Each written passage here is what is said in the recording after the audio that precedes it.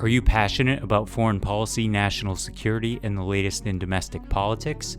Consider becoming a member of the DSR Network, your go-to source for in-depth analysis and insightful discussions. With the DSR Network podcasts, stay ahead of the curve on global affairs. Each episode features top experts, policymakers, and thought leaders who break down complex issues into digestible, engaging conversations. From breaking news to historical context, we cover the topics that matter most.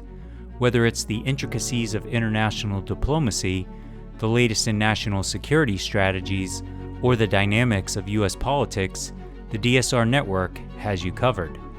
Members receive an ad-free listening experience, bonus content for virtually all of our shows, an invitation to join the DSR Slack community, enhanced show notes for select podcasts, and much more. Visit thedsrnetwork.com/buy and enter code GRADUATE to receive 30% off the regular membership price for the first year or first month. That's thedsrnetwork.com/buy and code GRADUATE. Thank you very much for your support.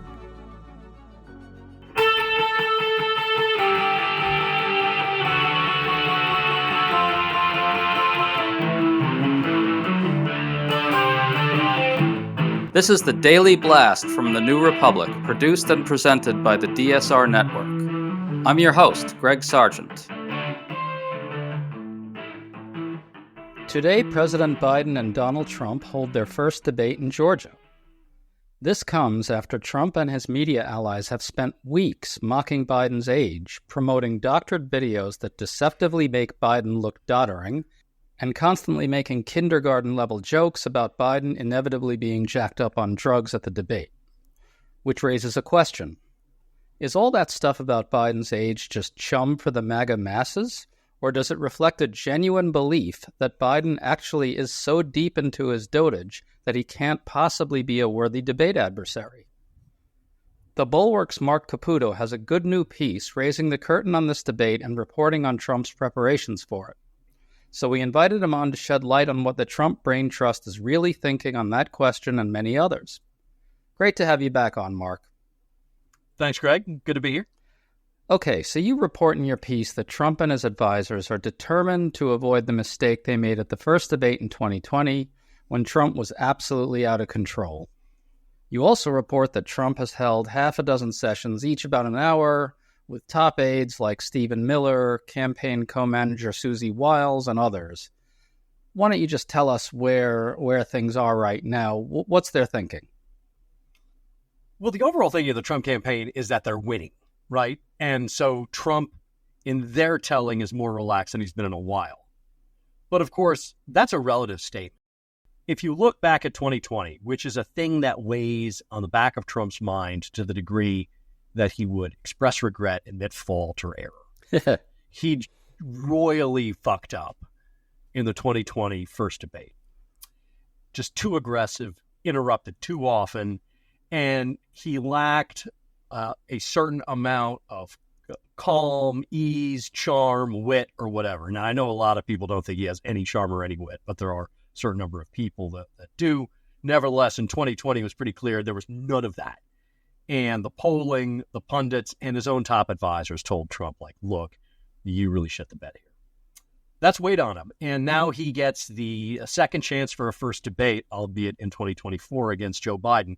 And Trump has told others it's not going to be like last time. This isn't 2020. So that's kind of hanging over his head. But there are certain things that are similar to 2020. What they are doing is they're having, instead of more of a traditional debate structure, policy refreshers where they talk about different aspects of his agenda, his record, and ways to sort of go after Biden. But there is no actual Joe Biden that he is debating in their debate prep. It's just different. You also report that top Trump allies are genuinely concerned that he and Republicans have set the bar too low for Biden. I want to read this remarkable line from your piece. Quote, in 2020, Trump and his team thought Biden was so mentally diminished he would be unable to debate. Close quote. So if I read that correctly, Trump and his advisors have to know that the videos about Biden's age and the jokes about performance-enhancing drugs are bullshit. What I don't get is, If they're worried about lowering expectations too much, why do all that stuff with the videos and the drug jokes? Doesn't that actually work against them by their own calculation? So I'm trying to triangulate sort of between your position and their position. Yeah, certainly they didn't make a mistake in 2020 by just thinking that this guy's a complete joker. Trump did, and that they can't take him seriously and everything. They do believe, however, that he is mentally diminished, and they think that there is. While there are certain videos out there that are fakes of Joe Biden, the videos of him sort of kind of walking around stiffly, Obama grabbing his wrist, and him walking off stage and sort of standing there, they believe that does make Joe Biden legitimately look sort of old, frail, and infirm. So they do believe he is old, frail, and infirm. The question is how much? And I think the one thing they did learn in 2020, and I'm going to use a very Florida reference from back in the day when Jeb Bush lost his gubernatorial debate against the incumbent Lawton Chiles in, 1994, where Lawton Chiles was the older guy against Jeb Bush, this upstart. And Lawton Chiles said in this strange moment of Southern Democratic Zen, the old he-coon walks before the light of day. And in 2020, Joe Biden was the old he-coon who walked before the light of day, right? And so they're aware, and Susie Wiles being a Florida person as well as a number of them, they are aware that there is some old he-coon left in Joe Biden. So hopefully I can sort of square the two positions that way. But I think you're also hitting on an important point, which is this. Traditionally, if you're going to face an opponent, you're going to be like, oh my God, I've got to go against Joe Biden. He's had 50 years of experience and policy expertise. He's the smartest guy on the planet. I just hope I can survive. And then, of course, you walk in the debate and you eviscerate him. You make him look like a moron and you win, right? You set the bar real high. He doesn't clear it. He trips over it. You set the bar low. You clear it easily. They don't do that. Like on one hand, they're like, oh yeah, this guy is like completely out to lunch. He's on, planet, Right. Pluto or whatever. And then on the other hand, they're like, but if he does do well, it's because they've injected him with this secret cocktail of drugs. And it's like, of course, raises the question like, well, how come he's not using those drugs all the time, right? And where can I get those things if they make a guy suddenly young, right? Right. And the funny thing is, Mark, it actually shows that they're aware that he outperformed their expectations at the State of the Union address, because they keep saying that same guy may show up. Exactly. And this is just sort of the weakness of the general messaging point that they've had against Joe Biden for some time, which is he Sleepy Joe? Is he Dementia Joe? Or is he this just like sick, evil genius who's able to do all of this complex calculus and graft, right? And I'm sorry, either like a Sundowning senior is not the same thing as a genius mafia boss. It's one of the other guys. They've never resolved that tension. Well, and you report, and I think this has got to be right, that Trump's allies are actually genuinely worried that they've set the bar too low for Biden, because they probably have. They have. At the same time, remember, this is a kind of a thing I use, is that we approach things in these sort of mammal brain ways of looking at sort of the electorate. And Trump has a sort of a different consciousness. He has more of a reptile brain that has been effective for him at times, right? I mean, he became president. And one of the things that they've never done, and to change metaphors a little, is they've never really been sort of linear about things. Like, look, you set the bar here, and then you clear it here, and you set the other guy's bar lower, and then you clear it accordingly. Whereas their thing is that they pick up the bars and hit people over the head with them, right? It's just like chaos, multiple messages, all noise, fog of war, quantum foam stuff. So it's kind of tough for us to like apply the sort of conventional thinking to this very chaotic way of sort of messaging.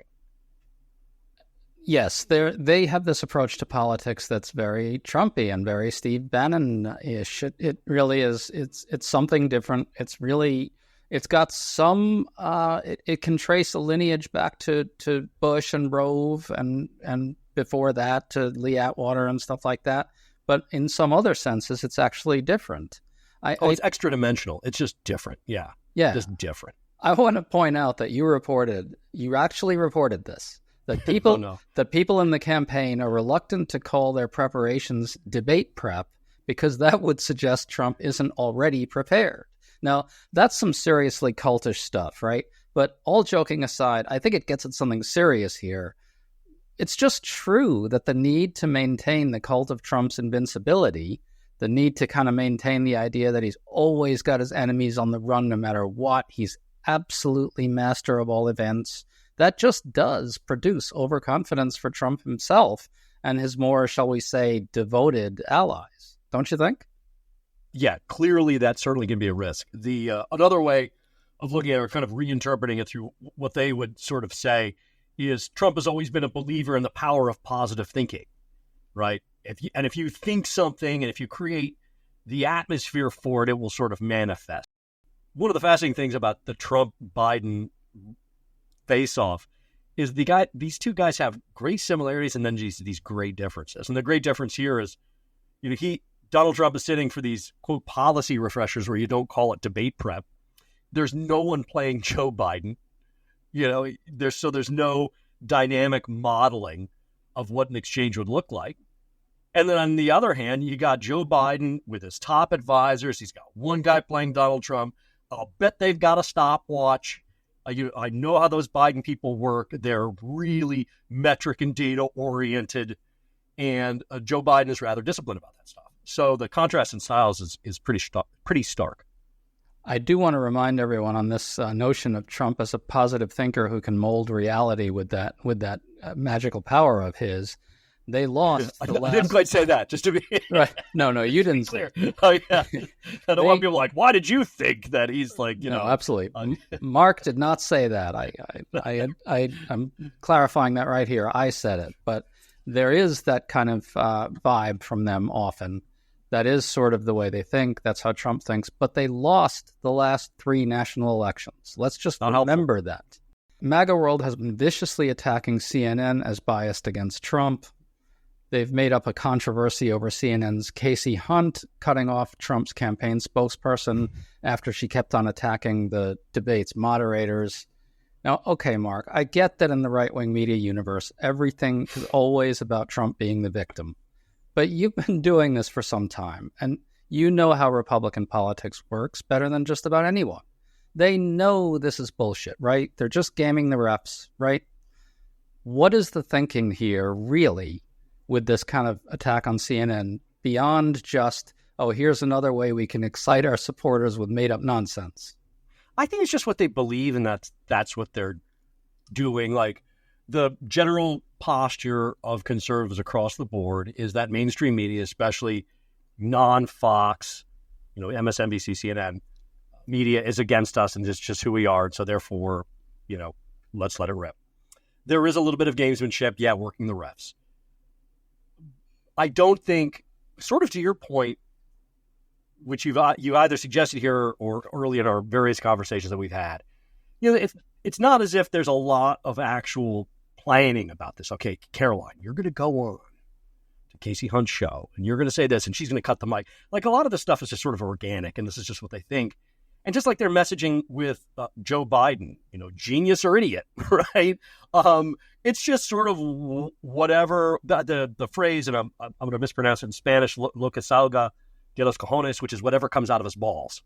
And it's a phrase that's you used based in Miami that Cubans use to describe the kind of the sense of strong men or strongmen, right?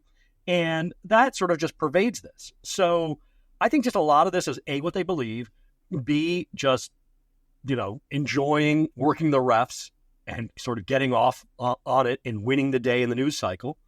There is a little bit of a risk, and it is this: to the degree that your electorate is Fox watching, MSNBC watching, and CNN watching, CNN still occupies this narrow sliver of voters in polls that are more persuadable.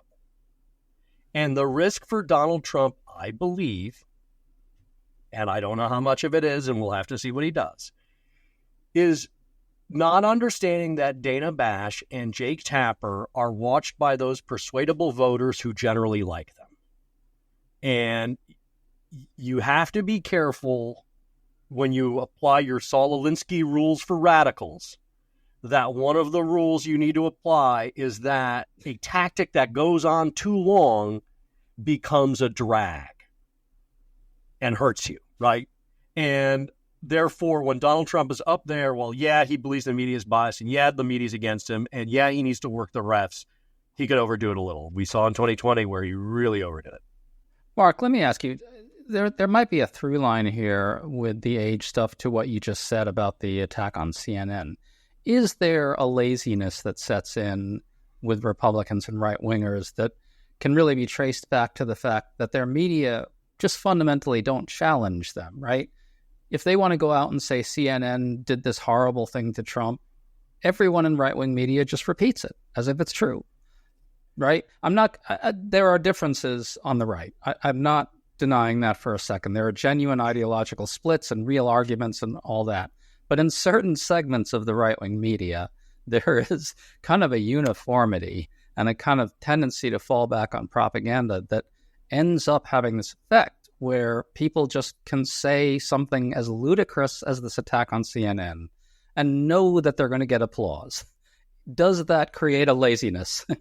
Well, I think the more ludicrous thing, for instance, is the Adderall stuff, right? I'll admit I haven't done as good a job in studying sort of right-wing and left-wing media to see like who is more inclined to be more of a prisoner to an echo chamber. But I'm not going to disagree that partisan media and partisan media on the right can be problematic in that regard.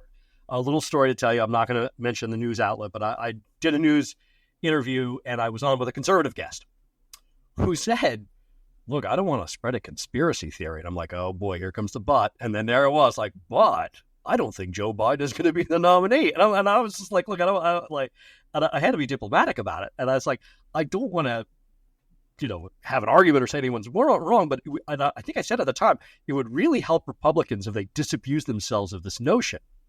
But sort of to your point, this was a conservative media figure who just thought this was just a great thing to talk about. And it's not helpful for the Republican base to hear stuff like that. I don't think, and this is from my perspective, and understand I like CNN. I know Jake Tapper relatively well. I mean, it's not like we send each other Christmas cards or holiday cards or anything. I know of Dana Bash and she of me. So I am biased in that regard. And I think they're going to be very fair and perform a good debate.